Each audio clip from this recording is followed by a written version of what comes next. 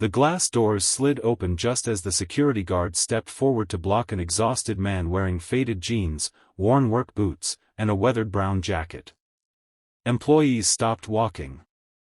Executives whispered behind polished marble pillars. At the center of the luxurious headquarters stood the company's young CEO, who looked at the stranger with visible disappointment before ordering him to leave because men like him did not belong in a place built for success. The silent man looked around at the walls covered with the company's history, smiled with quiet sadness, and calmly revealed that every brick, every office, and every dream inside that building existed because decades earlier his sacrifice had made the company possible. Within minutes, the entire future of the organization was about to change forever. Before we continue, if you believe kindness matters more than appearances and that everyone deserves a second chance, please like this video, comment where you're watching from, share this story with someone who believes in compassion, and subscribe to Moments Hub for more emotional and inspiring stories that remind us never to judge a person by what they wear. The man was named Daniel Brooks, 68 years old, with silver hair, tired eyes, and hands roughened by decades of honest labor. Few people recognized him because almost nobody still working at the company had ever seen the man whose name quietly appeared in forgotten legal documents stored deep inside old archives. 40 years earlier, Daniel had been one of the founders of the small engineering workshop that eventually grew into one of the country's most respected technology companies. While others invested money, Daniel invested everything else. He sold his family farm, worked endless nights repairing broken machines, borrowed against his own home, and skipped meals so employees could receive their wages. During those difficult years, success never seemed guaranteed, but Daniel believed that businesses should serve people before profits. His dream was not simply to build wealth but to create opportunities for ordinary families who only needed someone willing to believe in them. Years passed, and the company expanded faster than anyone imagined. New investors arrived. Boards changed. Corporate lawyers rewrote ownership structures. Daniel gradually stepped away after suffering serious health problems and believing the business was finally in safe hands. He kept only a small legal ownership protected through a trust agreement that he barely thought about anymore. He never chased publicity, accepted awards, or placed his portrait inside the headquarters.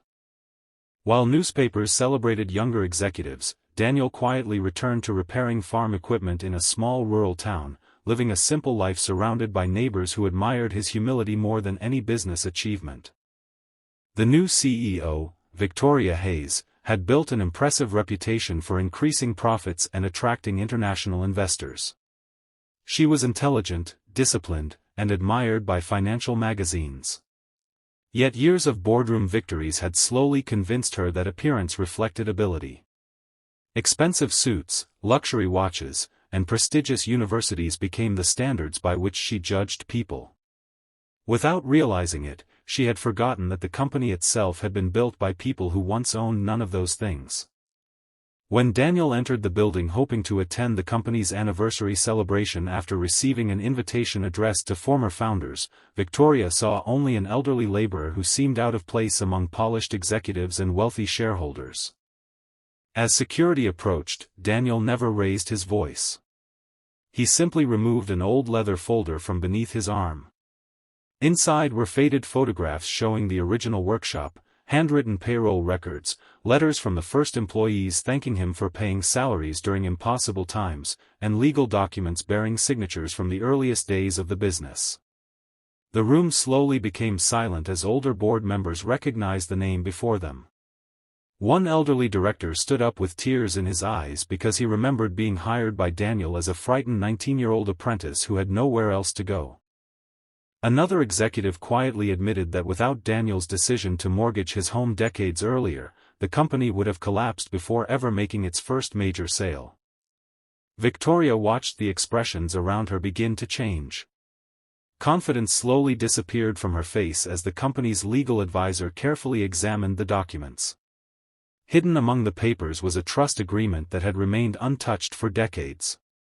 It confirmed that Daniel still possessed the largest single voting share in the company, activated automatically whenever he personally attended an annual shareholders' meeting. The forgotten agreement had never been removed because every legal review assumed it would never matter again.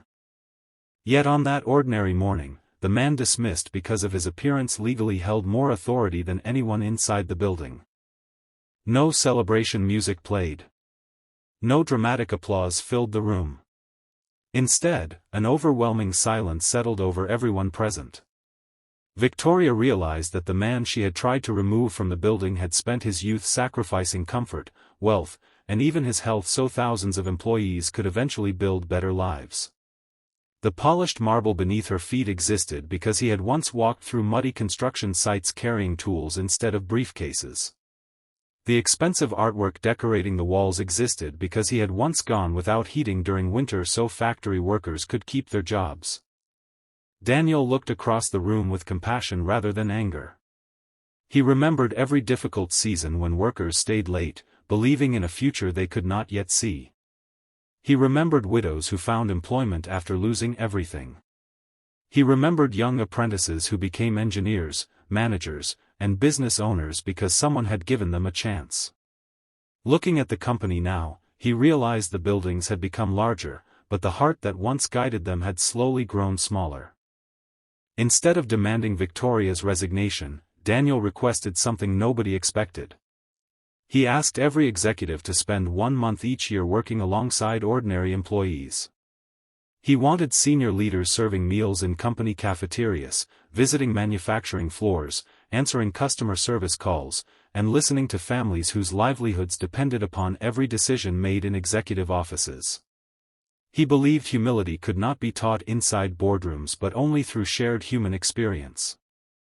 The proposal surprised investors, yet employees throughout the company welcomed it with overwhelming support. Stories began emerging about forgotten acts of kindness from the company's early years.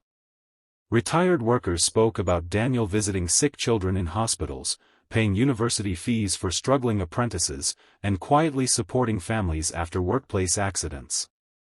None of those stories had appeared in annual reports because Daniel never wanted recognition. He believed goodness mattered most when nobody was watching. Victoria accepted responsibility without excuses. She publicly admitted that she had judged someone entirely by appearance instead of character. Her apology reached employees across every office, factory, and warehouse. More importantly, she committed herself to rebuilding the company's culture around dignity, respect, and gratitude. Over the following years, employee satisfaction rose, staff turnover fell dramatically, and the organization became known not only for financial success but for treating every cleaner, receptionist, technician, and executive with equal respect. Daniel never moved into a luxurious office. He never requested special treatment or expensive recognition. Instead, he converted an unused executive suite into a scholarship center that funded education for employees' children. Every scholarship carried a simple message reminding recipients that true success is measured not by what people own but by how many lives they lift along the way. If this story has touched your heart so far, please take a moment to like this video, share it with someone who needs this reminder today, leave a heartfelt comment, and subscribe to Moments Hub because your support helps us continue bringing meaningful stories that inspire kindness and hope. Special request: before this story ends, tell us in the comments, have you ever been judged by your appearance, or have you ever realized you judged someone too quickly?